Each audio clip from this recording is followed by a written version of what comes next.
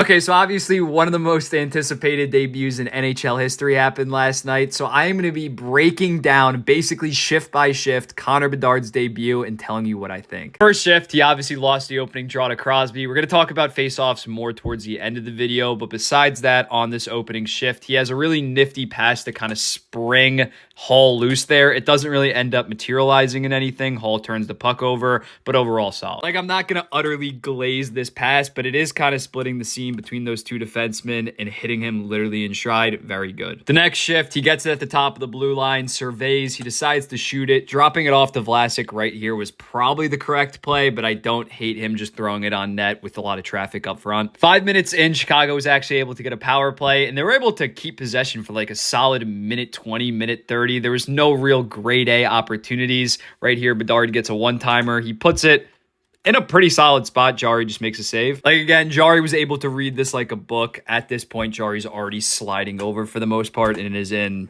ideal position, but it's a good shot by Bedard. On like his fifth shift, Bedard is actually able to make a defensive difference. It's kind of just horrendous play by number 27, but using his stick and his body is able to take the puck away. Almost had a breakout pass there, but just not that good of a pass. This was a really nifty play by Bedard. Vlasic puts this in a really dangerous spot right in front of the net. It pops out. Bedard goes behind the back to Donato, recognizing where he is. That's just that kind of awareness that you can't teach. And then later in that shift, Bedard, with an active stick, is able to deflect the pass going right to Taylor Hall. And this was one of his best sequences and really showcased his hockey IQ. He gets it here. Crosby, Letang, just all on him. He doesn't really see an angle to make a play right now or put a shot on net. So he skates it out, dumps it off to his defenseman, stays up there, stays at the blue line, gets it back, decides to put one on net, shot on goal, solid opportunity, a lot of traffic up front. It gets dumped down to Taylor Hall, and then you're going to watch him crash down here, beat the defender, gets a grade A opportunity. It was a bouncing puck, so he didn't get a great shot off, but that's just having that IQ and awareness, knowing where to be,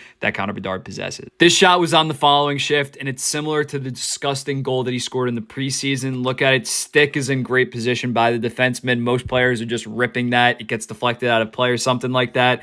Bedard brings it back, still able to generate a metric shit ton of force and get a good shot on goal. Good save by Jari there. Final shift of the first period, we get to see Connor Bedard operate on the boards. He kind of takes a little bit too long to make a decision here, and by then, Carlson is already in good positioning, gets a box out in on him, and they lose the puck. Again, here, he's looking to go backwards, then he goes forwards, but by then, in the NHL, the speed of the game, you can't have that many looks. You got to make your decision and commit to it. Start of the second period, Ryan Donato diving pass to spring Bedard loose. Bedard tries to dangle around Letang. Letang just initiates contact and pushes him to the side. Bedard just got to get used to that. This isn't the WHL anymore where you're faster and honestly stronger than everybody else. The puck does stay in the Penguin zone for a little bit. Bedard decides to skate it around, bring it up to top, and he tries this very, very difficult pass, if I'm being honest. Gensel eventually breaks it up, but he was looking for Taylor Hall backdoor. That is a 1 in 100 pass. I like the creativity, but you're not pulling that off much at the NHL level. Chicago goes back on the power play. Bedard obviously up top there. He gets the puck right here. 55 is coming right at him. He misplays the puck, isn't able to dump it in deeper, gets flatlined, and as a result, Pittsburgh's able to clear the zone. Bedard back on the ice for the middle of the second period. Look what happens once the Pittsburgh Penguins turn over the puck right here. He's up there. Foot speed is so quick. He's like shot out of a cannon, is easily by Ryan Graves.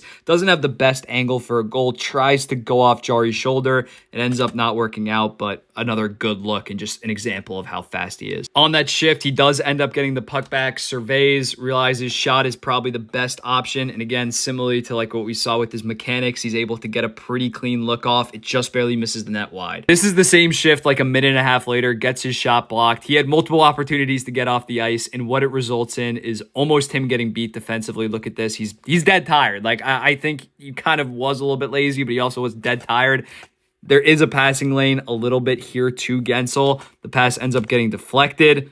But yeah, you gotta know when to get off, because clearly he wasn't 100% getting back there. Good play by Bedard at the top of the blue line. He's able to deflect the pass from Chris Letang. And if this wasn't after an icing call like 10 seconds earlier and he had fresh legs, he's probably off to the races, but it leads to a turnover. He just wants to change at that point. He ends up being on the ice for Pittsburgh's second goal, but it really wasn't his fault. He was all the way back there. Mrazek gets so far out of position right there. Bedard's still all the way back there that you can't fault him for being on the ice, even though he got the -1. +1. His next shift, though, he's able to successfully enter the zone compared to Letang, who was able to push him around. Erik Karlsson doesn't really do much. He's able to brush off the contact and establish the zone, get it out to Seth Jones for a decent shooting opportunity. Still on this same shift, Connor Bedard able to pass it back out to Alex Vlasic. He gets it back. He realizes, oh, if I dump it off to Vlasic here, he's going to have all the space in the world to go make a play. He does. Vlasic puts it on net. Ryan Donato, goal. Again, just really good awareness by Connor Bedard. He knows that he's bringing his man up. This guy's looping around like this, so Vlasic will have all the space in the world to go out and make a play. Donato with a great box out, and Donato gets rewarded. Final shift of the second period. Taylor Hall's bringing it up with speed. He actually absolutely threads the needle with this pass. Taylor Hall looked pretty good with his debut. One-on-one with Jari, not a lot of time to shoot it. He gets laid out. Kind of puts it right in his chest, but again, I like his willingness to just rip it. Connor Bedard at the start of the third period, the Chicago Blackhawks on the power play. He's entering the zone. He kind of gets caught just doing too much. At this point, you probably just want to dump it down to some of your defensemen that are trailing and set it up in the offensive zone. He ends up getting it poke checked away, and they're able to clear. Midway through the third, again, Bedard with a pretty good anticipatory defensive play, able to break it up, lead them the other way. He actually really impressed me defensively in this game. He's able to dump it off to his defenseman for a decent opportunity. Like, don't get me wrong, I'm not expecting Bedard to be Selke level defensively, but the way that he's able to just read the defenseman's eyes and stop in his tracks, looking like he's going to pass right here, and read it perfectly is very impressive. Here, Bedard gets the puck, enters the zone much better this time against Chris Letang, tries to throw something across. I don't hate this on a 3-on-2. You might as well try to create something because you have no one else in the offensive zone with him. It was basically a 5-on-2 at the end. On this play, look at him move his head back and forth, surveying where everybody is. He decides to cut inside, and as a result, this guy can shriek behind. The pass does get through. It wasn't a great pass, so he didn't get a great look off of, but that's, again, just reading the play right. 5 minutes left in the third period. He has another successful zone entry. I think his defensemen were changing, so he didn't really have anybody to drop it off with, so he got stuck basically with the puck on his stick and two guys on him, ends up tripping and just flinging it towards the net. 3 minutes left in the game, up 1. Bedard is out there to protect the lead, and look at Evgeny Malkin play him like an absolute fiddle. Bedard is coming full speed. I think he puts it actually behind Bedard's skate. Bedard can do absolutely nothing besides maybe trip Malkin, which obviously you don't want when you're up 1 with 3 minutes left. Malkin going full speed just makes him look like a fool. That's more Malkin just being a vet and a great player. And then Bedard did not play the rest of the final 2 minutes. He finished with 1 assist, 5 shots, 11 attempts, 21 minutes and 29 seconds. In terms of faceoffs, it obviously wasn't good. He went 2 for 13, I think. That's not going to cut it at the NHL level, but I see people massively overreacting, being like, is he a center going forward? He's 18 years old. He's going to get better as long as he can do it at even a 45, 43% clip. He's going to be perfectly fine. But overall, I do think it was a very good debut by Connor Bedard. He was able to get his shot off effectively at the NHL level. He was able to enter the zone against NHL talent, only got pushed off the puck a couple times. He's going to have to work on that physicality, but overall, I would give his performance like a B+, A-. I think he's going for like 75 to 80 points this year.